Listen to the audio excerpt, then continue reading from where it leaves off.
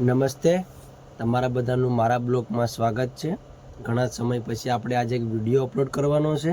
વિડીયોમાં એ બાબતે ચર્ચા કરવી કે જનરલી કિરાણા દુકાનદારોને ને બીજી નાની મોટી દુકાનદારોને એક્સપાયર્ડ માલની ચિંતા વધારે હોતી હોય છે। કારણ છે કે આપણે સિઝનેબલ માલ લેવો હોય, જરૂરિયાત પ્રમાણે લેવો હોય, ક્યારેક વધારે લેવાઈ જાય। જોકે કોસ્મેટિક લાઇનમાં તો જનરલી વધારે ડેટ હોય છે 2 વર્ષની 3 વર્ષની, પણ જેમ કે જે ખાવા પીવાની વસ્તુમાં 6 મહિના 3 મહિનાની ડેટ હોય છે, તો આપણે ખરીદી કરવામાં બહુ મોટું ધ્યાન દેવું પડે છે। ડિસ્ટ્રીબ્યુટર હોય કે હોલસેલના વેપારી હોય, બરાબર, તો ત્યાંથી આપણે ખરીદી કરીએ ત્યારે પૂછવું જરૂરી છે કે ભાઈ આ મહિનાનો માલ આપજો, અથવા કેટલી ડેટ બાકી છે કે નહીં એ પૂછી લેવું। પણ જનરલી મારા અનુભવ પ્રમાણે હું તમને કહું તો બધામાં સંબંધો આપણા દુકાનદારના સારા હોય, તો આપણે એને પૂછીએ કે ભાઈ મને તાજો માલ આપજો, સારો આપજો, તો એ કહેવાના છે કે હા આ મહિનાનો જ માલ છે। અને આપણે ખોલીએ પછી ખબર પડે કે આમાં તો 1.5 મહિનો વહી ગયો, 1.5 મહિનો જ બાકી છે, અને ફોન કરીએ ડિસ્ટ્રીબ્યુટરને કે સાહેબ આમાં તો 1.5 મહિનો જ બાકી છે, શું કરવું? તો કે તમે વેચો, ન વેચાય તો હું બેઠો છું। એટલે આપણે શું કરવાના કે વેચવાના જ છે।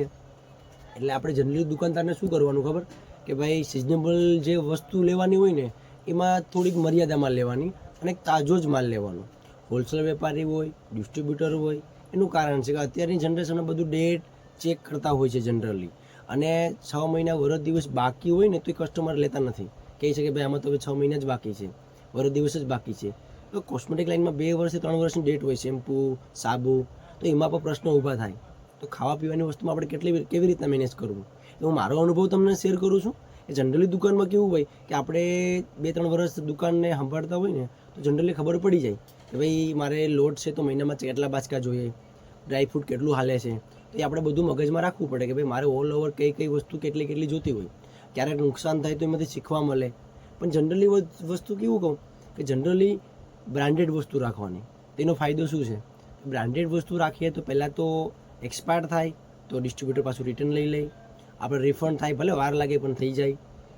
અને લોકલ વસ્તુમાં કેવું છે કે ગાળો જોઈ અને લાલચ જોઈને વેચવા જઈશું ને તો એમાં આપણે નુકસાન જ ખાવાની છે।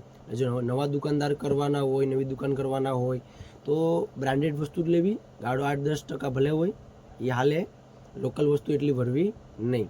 અને ડેટના પ્રશ્નનો નિકાલ એક જ વસ્તુ થાય, જોતો માલ લેવો, ડિસ્ટ્રીબ્યુટર પાસે શરમ રાખવી નહીં। હું ઘણી જગ્યાએ છતરાઈ ગયો છું। કેવી રીતના કે જનરલી ડિસ્ટ્રીબ્યુટર બધાય સંબંધીઓ છે, અમુક કાર્ટૂનોમાં એક્સપાયર્ડ માલ, નજીકની ડેટવાળો માલ નાખી દે, અથવા એક્સપાયર્ડ માલ પણ નાખી દે, ભલે રિટર્ન કરી દે, બદલાવી દે, પણ આપણે તો પાછું એ પ્રોસેસ કરવાની રહી।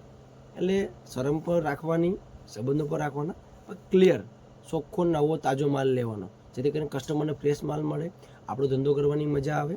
એ રીતના તમે કરો તો જ મેનેજમેન્ટ થાય। અને કંપનીની પ્રોડક્ટ બધાય કંપનીવાળા રિટર્ન લઈ જ લે છે, બરાબર, લોકલ કંપની લેતા નથી। ને ખાસ ડિસ્ટ્રીબ્યુટરને એકદમ ચોખ્ખું પૂછવાનું કે ભાઈ જો આ રિટર્ન કંપનીનો માલ છે, તમે પાછા રિટર્ન લઉં ને, પૂછવાનું। જે ના પાડે એની પાસે માલ નહીં લેવાનો।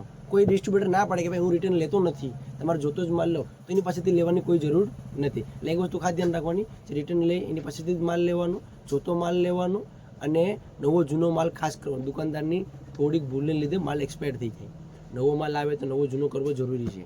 એટલે જનરલી નવો જૂનો માલ કરવાનો, જેથી કરીને નવો માલ પાછળ જાય, જૂનો માલ આગળ આવી જાય, જે સાયકલ હરખી ફેરા કરે। એવી રીતના ધ્યાન દો એટલે એક્સપાયર્ડ માલનો પ્રશ્ન ધીમે ધીમે સોલ્વ થઈ જાય।